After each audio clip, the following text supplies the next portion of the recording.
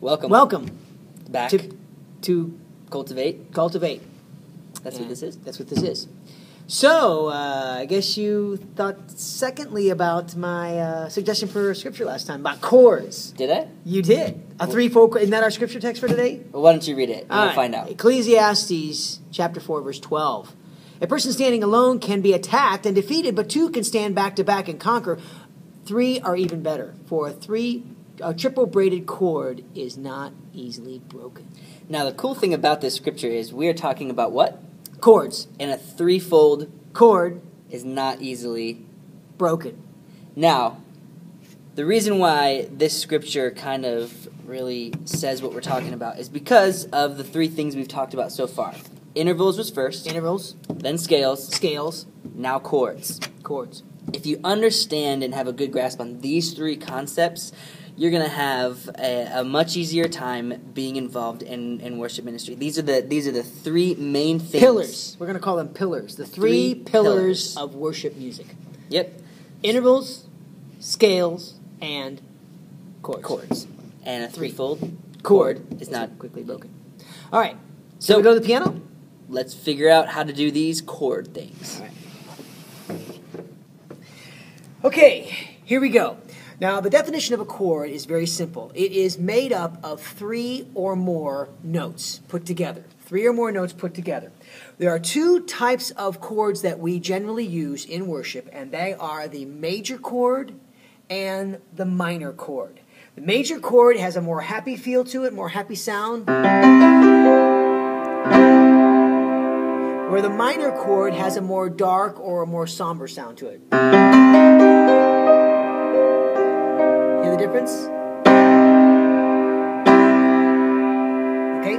Now, the way you make up a major chord in the scale is you do a major third for a C scale. You're starting a C. A major third up would be an E. And then a minor third from an E would be a G. And then you have your major chord. Major third, minor third. For a minor chord, it's the opposite. You do a minor third up from C, which would be E flat, and then you do a major third from E flat to G, and that's how you get your minor chord. Minor is a minor third and a major third. Major is a major third and then a minor third. And there you have it.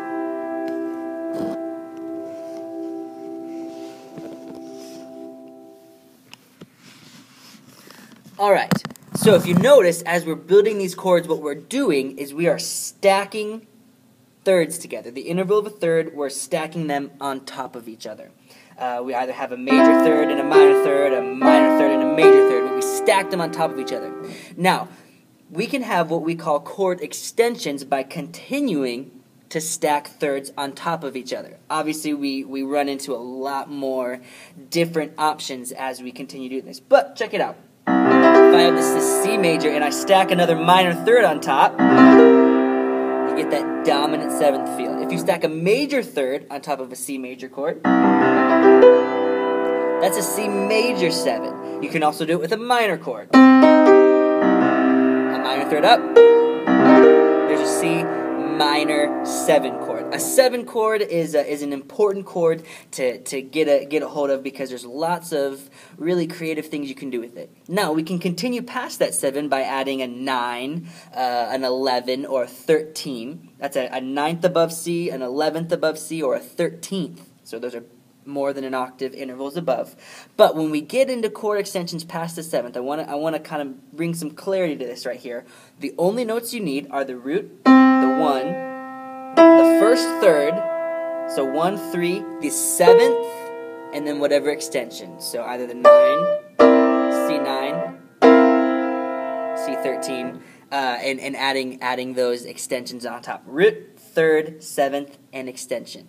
So that you want to take out the 5th and any in-between extensions. That should bring some clarity to you who don't want to continue just stacking way too many notes into a single chord.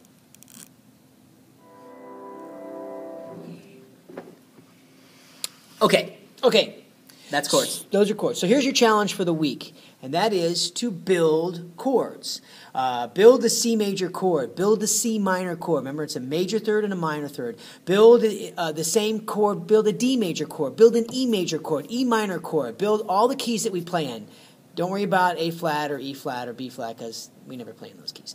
Anyway, and let me say one more thing too. When you start out building chords in theory and having to worry about that and building chords, sometimes it gets really tedious and you wonder, gosh, am I ever going to get this? I see people that just, they build chords, no problem, they know what it is. Let me tell you that the more you use it, the more instinctual it will become, and you'll just naturally know how to play a particular chord. Even keyboard players, you'll learn how it feels on the keyboard, and same with the guitar. And so don't get discouraged, but the more you use it, the better you'll get with it. So. Now, for our more advanced crowd who are into, you find building chords easy, it comes naturally to you, and maybe you want to start working on chord extensions. Hopefully we're able to help you out a little bit when it comes to what notes you actually need to play a certain extension.